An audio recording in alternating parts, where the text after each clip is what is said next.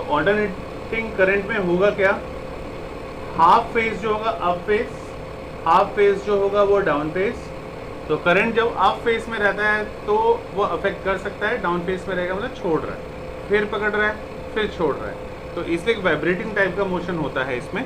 तो alternating current में आई से करंट को डिनोट करना है और साइनोसिडल फॉर्म याद रखना है। साइनोसिडल फॉर्म का क्या मतलब होता है कि उसको आपकी लैंग्वेज जो है साइन या कॉस की लैंग्वेज में, तो आई को अगर साइनोसिडल फॉर्म लिखना है किसी भी इंस्टेंट में तो कैसे लिखोगे, I is equal to I not sine omega T. अगर आई नॉट का क्या मतलब है यहाँ पे, पीक वैल्यू या maximum value of A C. लेकिन हमारे घरों में जो आता है वो पीक वैल्यू नहीं आता, हमारे घरों में जो वैल्यू आता है वो कौन सा वैल्यू आता है, आई आर एम एस आता है, ये याद रखना है। हमारे घरों में जो आता है वो I R M S, root mean square, speed वाला करंट हमारे घरों में आता है जो आई नॉट अपॉन रूट 2 के बराबर होता है। ठीक है, तो यहाँ पे बेटा ध्यान दो, ये ओमेगा टी जो है, ये ओमेगा टी का मतलब क्या है, ये एंगल है। ओके, ये एंगल है जिसको हम थीटा भी कहते हैं, या इसी को और क्या बोल सकते हैं, फेस एंगल। फेस एंगल का मतलब क्या है, इस एक्स एक्सिस के साथ ये जो वेव्स आ रहा है कितना एंगल बना रहा है। इस एंगल को थीटा से भी डिनोट कर सकते हो और ओमेगा टी से भी डिनोट कर सकते हैं। ठीक है, और सवाल ये पैदा होता है दोनों है, दोनों एक चीज़ कैसे है। तो हमको पता है ना कि डिस्टेंस इज इक्वल टू क्या होता है, स्पीड इंटू टाइम। बचपन से पढ़ते आ रहे हैं, distance is equal to speed into time. तो डिस्टेंस मतलब इसमें अगर मैं बात करूंगा एंगुलर डिस्प्लेसमेंट, एंगल में वो टर्न हो रहा है तो एंगुलर डिस्प्लेसमेंट क्या हो जाता है, theta is equal to speed की जगह हम क्या ले लेते हैं, एंगुलर वाला वेलोसिटी। एंगुलर वेलोसिटी कितना होता है, ओमेगा, और टाइम की जगह टी। इसलिए जहां हमारा एंगल थीटा होता है उसकी जगह हम ओमेगा टी भी यूज करते हैं, हमें पता होना चाहिए। ठीक है, अब ग्राफ जो है बेटा एसी और टाइम के बीच में साइन या कोसाइन कर्व का फिगर में दिया हुआ है, चेक करो इसमें क्या है। अगर साइन वाला कभी भी ग्राफ शुरू होगा तो कहाँ से शुरू होगा, ज़ीरो से। और अगर कोसाइन वाला ग्राफ बनाना चाहूँगा मैं, तो अगर कोसाइन वाला मुझे ग्राफ बनाना होगा तो फिर मान लो ये बीच में ज़ीरो है, ऊपर 1 है, नीचे -1 है, फिर मेरा ग्राफ कॉस वाला जो ग्राफ है वो 0 से शुरू नहीं होगा, 1 से शुरू होगा। तो दोनों में बेसिकली ये डिफरेंस होता है, साइन वाला ग्राफ कहाँ से शुरू होता है, 0 से, और कॉस वाला 1 से। रीज़न क्या है, क्योंकि साइन 0 कितना होता है, 0, और कॉस 0 कितना होता है, 1। तो अगर मैं बोल रहा हूँ कॉस वाला भी स्टार्टिंग से स्टार्ट हो रहा है तो 0 से स्टार्ट हो ही नहीं सकता, क्योंकि कॉस 0 हमारा 0 होता नहीं है, 1 होता है, इसलिए वो 1 से ग्राफ शुरू होता है। ठीक है, अब हम बात करते हैं बेटा instantaneous value of AC. Instantaneous मतलब क्या होता है, किसी एक पर्टिकुलर टाइम पे एसी अगर निकालना है तो किसी एक पर्टिकुलर टाइम पे वैल्यू ऑफ एसी किसी भी इंस्टेंट में, उसको बोला जाता है इंस्टेंटेनियस वैल्यू ऑफ एसी। और वो भी किसके बराबर होता है, मैथमेटिकली हमने अभी देखा कि आई इज इक्वल टू किसके बराबर होगा, आई नॉट साइन ओमेगा टी, या फिर दूसरे लैंग्वेज में और क्या बोल सकता हूँ, आई नॉट साइन थीटा। थीटा मतलब एंगल, या फिर और क्या बोल सकते हैं इसको, एंगुलर डिस्प्लेसमेंट। तो एंगुलर डिस्प्लेसमेंट किसके बराबर होता है, ओमेगा टी के बराबर होता है, या मैं बोल सकता हूँ थीटा किसके बराबर होता है, ओमेगा टी के इक्वल होता है। कैसे होता है ये मैंने अभी बताया, वो तुम्हें याद रखना है बेटा। अब advantage of AC over DC क्या है, एसी से ज़्यादा कहाँ कहाँ, बहुत सारी जगह ऐसी है बेटा जहाँ पे एसी यूज़ होता है और डीसी यूज़ नहीं होता। उसका रीज़न क्या है, पहला रीज़न ये है, मान लो अगर लद्दाख में तुम्हें इलेक्ट्रिसिटी पहुँचाना है कहीं दूर जगह पे, तो इतना बड़ा, कभी पहाड़ों में अगर जाओगे तुम तो वहाँ पे स्लोप एकदम ऐसे है, तो अगर खुद बैठ के जाओगे तो क्रॉस कर भी सकते हो, या कई बार जैसे अगर सोलर नाला जाओगे रोहतांग वाले पास से, तो क्या किया जाता है वहाँ पे, लोगों से बोलते हैं आप नीचे उतर जाइए, फिर 6 किलोमीटर लोग पैदल ऊपर जाते हैं, क्योंकि गाड़ी किसी को बिठा के उस स्लोप को नहीं चढ़ाई कर सकती। तो सोचो जब इतना कम मास है तो नहीं चढ़ पा रहा है, तो जब मान लो अगर मैं इस रूम का डबल इस साइज़ का अगर मैं भेजना चाहूँगा किसी पहाड़ी एरिया पे, जनरेटर या समथिंग डीसी, तो नहीं जा पाएगा। तो लेकिन अगर मुझे पहुंचाना है तो एक दूसरा आसान तरीका क्या है, खंबे गाड़ दूंगा मैं, पोल्स गाड़ दूंगा और वायर बिछा दूंगा, तो ईजिली पहुंच जाएगा। तो हम दूर इलाके में जहाँ पे पहुँचना संभव नहीं है तो डीसी की जगह हम प्रेफर क्या करते हैं, एसी करते हैं। यही रीज़न है कि बहुत पहले अगर तुम वैष्णो देवी के यात्रा करना जाओगे तो वहाँ पे सारे टावर्स ख़त्म हो जाते थे। एक टाइम था सिर्फ BSNL का टावर पकड़ता था, क्योंकि देश की सबसे लंबी सेवा BSNL का था एक टाइम पे।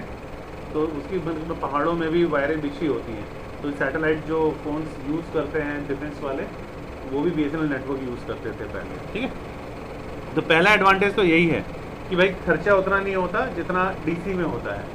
उतने बड़े बड़े बैटरी खरीदेंगे तो लाखों करोड़ों का आएगा। खंबे गाड़ने हैं, वायर बिछानी है, यहाँ से प्लग लगा देना है, जल्दी पहुँच जाएगा। तो खर्चा या कॉस्ट की बात करूँ मैं तो एसी में कम खर्चा होता है, लेस एक्सपेंसिव, एंड डीसी में ज़्यादा खर्चा होता है। पहला तो यही एडवांटेज है। दूसरा बड़ा जो बताया, it can be transmitted from एक जगह से, स्टेशन से दूसरे जगह पे बिना लाइन लॉस के इजीली पहुंचाया जा सकता है। थर्ड एडवांटेज क्या हो जाएगा, इलेक्ट्रिक करंट जो है, ये जो अभी बताया वो थर्ड था। उसके बाद फोर्थ पॉइंट है इलेक्ट्रिक करंट एसी सर्किट में, इसको हम रिड्यूस भी कर सकते हैं अपने मन मर्जी से। कैसे करेंगे, चोक लगा के। ट्यूबलाइट में भी अभी तो नहीं है, पहले वाले जो ट्यूबलाइट आते थे बीच में एक चोक दिया रहता था, स्टार्टर और स्टार्टर के बगल में चोक। चोक का काम क्या है, हम अपने हिसाब से लाइट को कम ज़्यादा कर सकते हैं, तो इलेक्ट्रिसिटी को भी कंट्रोल कर सकते हैं चोक लगा के, एसी को। लेकिन डीसी को ऐसा नहीं कर सकते। डीसी अगर आ रहा है तो वो जितना करंट दे रहा है एक बार में उतना ही देगा। ठीक है, तो उस चोक में कैपेसिटर लगा रहता था, और कैपेसिटर का काम है इलेक्ट्रिक चार्ज को स्टोर करके रखते। उसके बाद एसी को, एसी जो है वो स्टेप अप भी कर सकते हैं, स्टेप डाउन भी कर सकते हैं, जितना हम चाहें। तो ये सारे एडवांटेज है, सो दैट एसी यूज़ किया जा सकता है इंस्टेड ऑफ डीसी। लेकिन बड़ा डिसएडवांटेज भी है एसी का। ये भी पूछ सकते हैं कि क्या डिसएडवांटेज है एसी का ओवर डीसी। तो सबसे पहला, एसी जो है बड़ा वो अट्रैक्टिव शॉक देता है, ये सबसे बड़ा घाटा है इसका। अट्रैक्टिव शॉक मतलब क्या है, चिपक जाएंगे। लेकिन जो डीसी देता है वो रिपल्सिव फोर्स देता है, तो अगर वो करंट देगा तो हमें अपनी तरफ चिपकाएगा नहीं, वो हमें धक्का दे देगा, तो हम बच जाएंगे। तो सबसे डिसएडवांटेज एसी का यही है, और डीसी का फ़ायदा हो गया एक तरह से। दूसरा, बेटर इंसुलेशन की रिक्वायरमेंट होती है एसी में, नहीं होगा तो शॉर्ट सर्किट भी हो सकता है।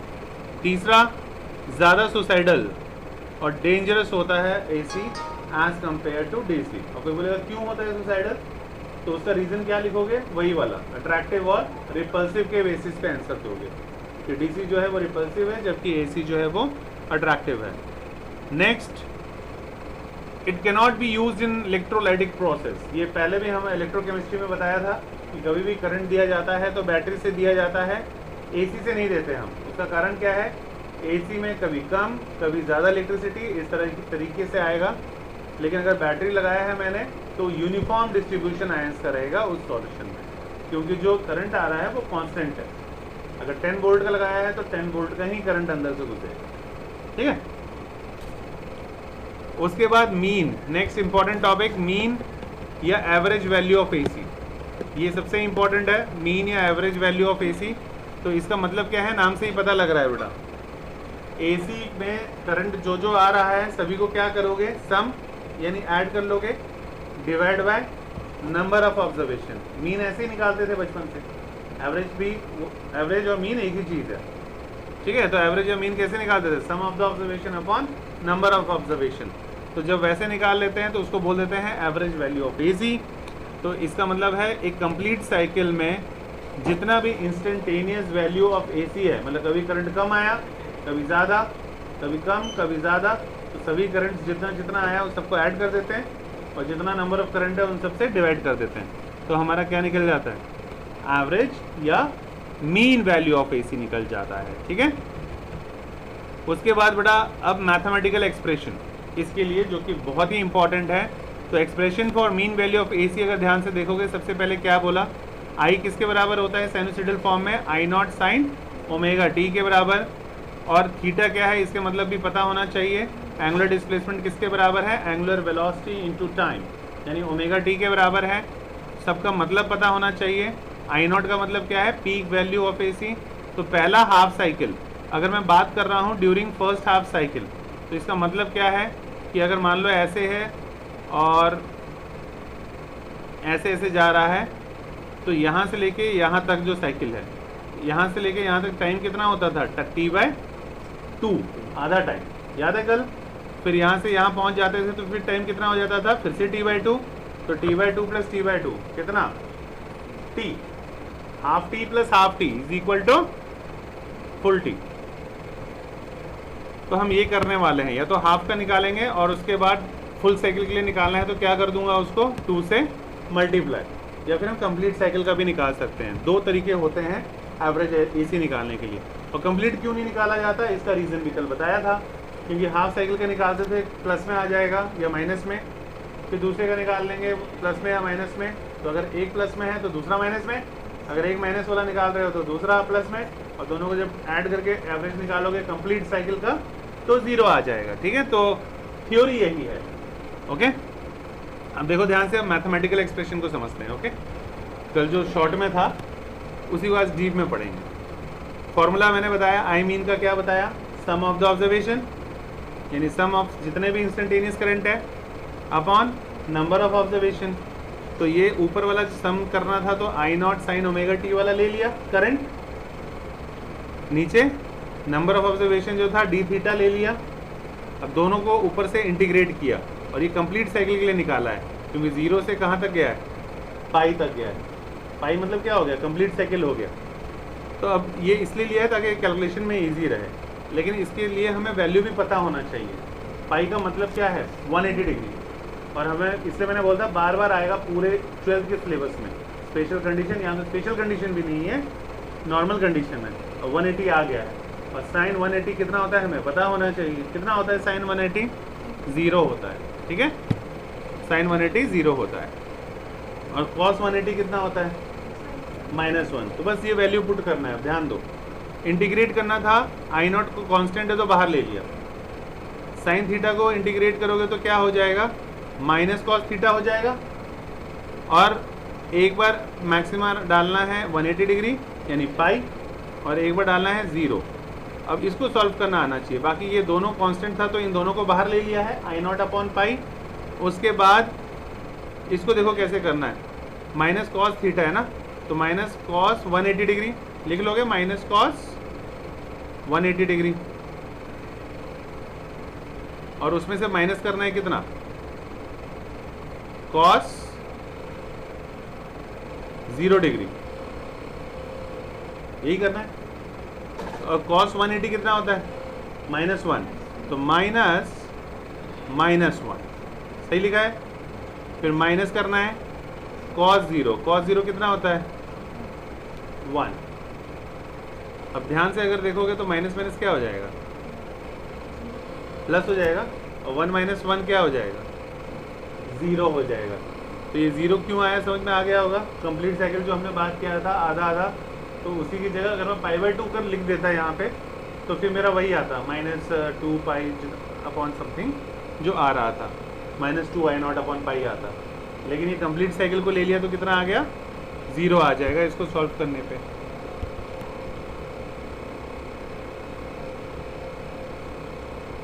ठीक है,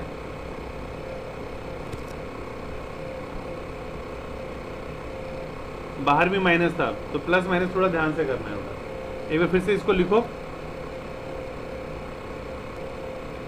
देखो ध्यान से। साइन थीटा को इंटीग्रेट अगर करते हो तो साइन थीटा को इंटीग्रेट करोगे तो क्या हो जाएगा, माइनस कॉस थीटा। और अगर मान लो मैं बोलता हूँ हाफ साइकिल का निकालो, हाफ साइकिल मतलब 0 से कहाँ तक जाओगे, π/2 तक जाना चाह रहे हो। π/2 का क्या मतलब होता है, 90 डिग्री। ठीक है, तो इसका मतलब माइनस कॉस थीटा में 0 और ऊपर क्या है 90 डिग्री लिख दूँ, समझ में आ जाएगा, π/2। अभी हम सिर्फ हाफ साइकिल के बारे में बात कर रहे हैं। ओके, दोनों सिखा दूंगा मैं। हाफ साइकिल है तो हाफ साइकिल है, तो अब इसको सॉल्व कैसे करते हैं। थीटा की जगह एक बार 90 डिग्री रखूँगा मैं, खोलूँगा तो क्या हो जाएगा, माइनस कॉस 90 डिग्री। इसमें से माइनस करना है क्या, पहले इसको ऐसे कर देते हैं ना ताकि कंफ्यूजन ना हो, माइनस कॉस 0 डिग्री ऐसे लिखेंगे। बाकी इसको इसलिए नहीं लिखा मैंने क्योंकि इसको लास्ट में यहाँ पे होना चाहिए था ना, आई नॉट अपॉन पाई, इसको लास्ट में लिख देंगे। सारा काम तो इसका है ना। तो फिर से जो बाहर में है उसको तो वैसे ही रहने दो, आई नॉट अपॉन पाई, है ना, आई नॉट अपॉन पाई वैसे ही रहने दो।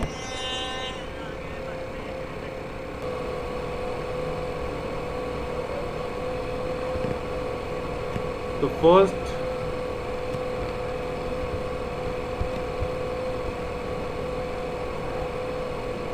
फर्स्ट हाफ में बेटा, उसके बाद फिर नेक्स्ट ये वाला लिखो, कंप्लीट करो इसको। बाहर माइनस भी था ना, माइनस को बाहर ही ले लिया इन्होंने, और सिर्फ अंदर ताकि करने में सिंपल हो। तो अगर पाई अगर लेंगे तो क्या हो जाएगा, 180, 0 से शुरू होता है तो 0, cos 180 कितना होता है, -1, तो उसकी जगह किसको डाल दिया, -1, और cos 0 कितना होता है 1, तो -1 -1 कितना हो जाएगा अंदर, -2, माइनस इंटू माइनस, प्लस 2 है तो 2 को वैसे ही बाहर लिख दिया, आई not upon pi.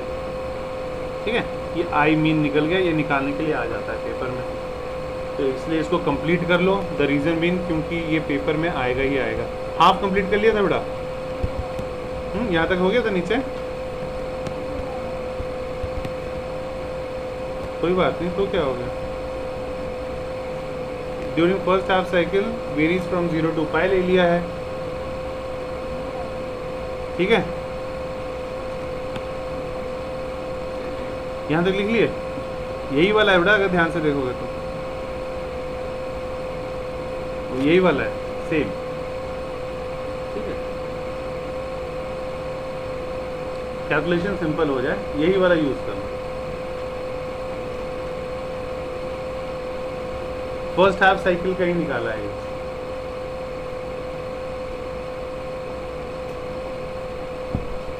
Plus half cycle में इतना ही आएगा, एकदम सही निकाला है। अगर ध्यान से देखो तो देखो, यहाँ पे फिर से देखूं अगर कोई कंफ्यूजन है तो बेटा, ये कितना डिग्री हो गया, बट यहाँ से लेके यहाँ तक पहुँचोगे तो 180, फिर यहाँ से यहाँ तक पहुँचोगे तो 180, सर्कल बन गया तो 360, तो वो हाफ साइकिल का ही है बेटा, एकदम सही है, ठीक है। तो कहीं पे भी एवरेज मीन पूछे तो कहीं भी निकाल सकते हो, कहीं भी पूछ सकता था ना, मैं किसी भी पॉइंट पे बोल सकता था। 90 डिग्री लोगे मतलब इस पॉइंट पे निकल जाएगा एवरेज मीन, 180 लोगे तो हाफ साइकिल हो गया ना, ये आधा साइकिल मतलब हाफ साइकिल हो गया। यहाँ पे है तो पाई प्लस पाई/2 जितना भी अपॉन 2 आएगा यहाँ पे, और यहाँ तक आ गया तो कंप्लीट साइकिल, तो वो हाफ साइकिल का दिया हुआ बिल्कुल सही दिया हुआ है। तो यहाँ से लेके यहाँ तक एंगल कितना है, 180 डिग्री है, ठीक है। तो इसी को नोट करोगे बेटा, सबसे इम्पोर्टेंट और एकदम सही है, कुछ भी इसमें गलत नहीं है।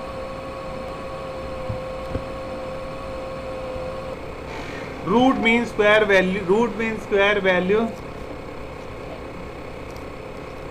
Root mean square value of virtual value या इफेक्टिव वैल्यू। सबसे पहले तो एक ही हमें बार बार जो मैंने कहा था यूज करना है, I is equal to I not sine omega T, है ना, ये क्या है, करंट का साइनोसॉइडल फॉर्म है।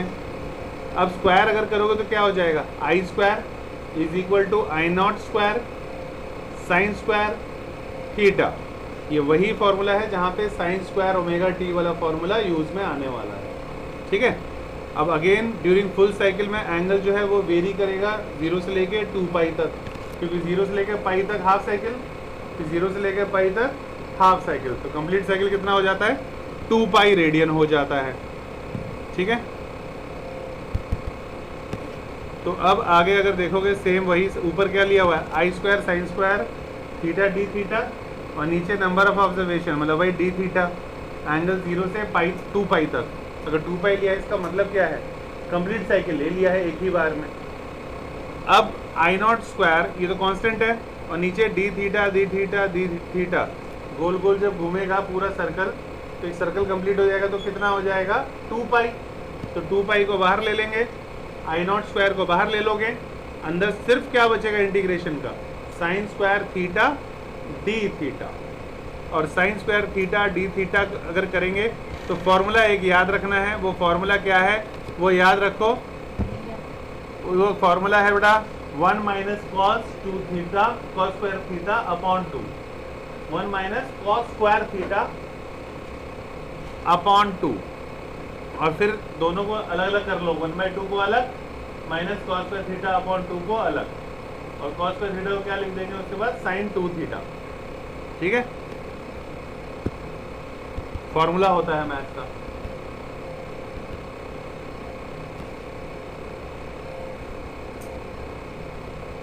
लास्ट में कितना आएगा, आई नॉट स्क्वायर अपॉन 2 अगर आ गया, जब दोनों तरफ स्क्वायर रूट करोगे तो i is equal to I not upon 2। I not तो वही रहेगा, आई नॉट स्क्वायर है उसका स्क्वायर रूट तो आई नॉट ही रहेगा, और नीचे 2 है, 2 का स्क्वायर रूट करोगे तो √2 आ जाएगा। ठीक है, तो यहाँ तक पहुँचना है कि IRMS इज इक्वल टू कितना हो जाता है, आई नॉट अपॉन √2 के बराबर आ जाता है, जो कि किसके बराबर है, 0.707 के बराबर। ठीक है बेटा, अगर कोई पूछे कॉस ओमेगा टी है, इसको इंटीग्रेट करना है, क्या आएगा, तो कॉस को इंटीग्रेट करोगे बेटा तो आएगा sign omega T, sign omega T upon, और ओमेगा टी में से ओमेगा को बाहर निकाल लेते हैं, अपॉन ओमेगा। तो इसीलिए यहाँ पे cos 2 थीटा था, तो एक बार इंटीग्रेट किया तो sin 2 थीटा हो गया, और इस 2 थीटा में से थीटा से साथ कौन है, 2 है ना ओमेगा की जगह, तो वहाँ जैसे ओमेगा आया था यहाँ पे कौन आ जाएगा, 2 आ जाएगा। ठीक है, तो ये फॉर्मूला होता है, ये याद रखना है। उसी तरह अगर कोई बोले इंटीग्रेट करो साइन ओमेगा टी, लिखो साइन ओमेगा टी। अगर कहीं साइन ओमेगा टी आ गया कि इसको इंटीग्रेट करो, तो ये याद रखना है तुम्हें, minus cos omega T upon omega, ये हो जाएगा। ठीक है,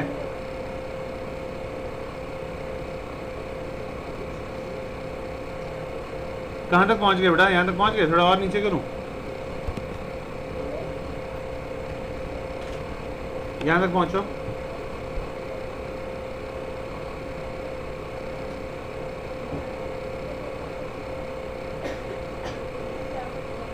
तो डी थीटा इतना, और एक बार 0 है तो 2π माइनस 0 तो 2π आ जाएगा। cos 2 थीटा को किया है तो क्या आ गया, sin 2 थीटा अपॉन 2। ये कहाँ से पता लग गया, अकॉर्डिंग टू द फॉर्मूला। ठीक है, वो फॉर्मूला याद रहना चाहिए, बाद में ये नहीं होना चाहिए कि ये कहाँ से आया। ठीक है,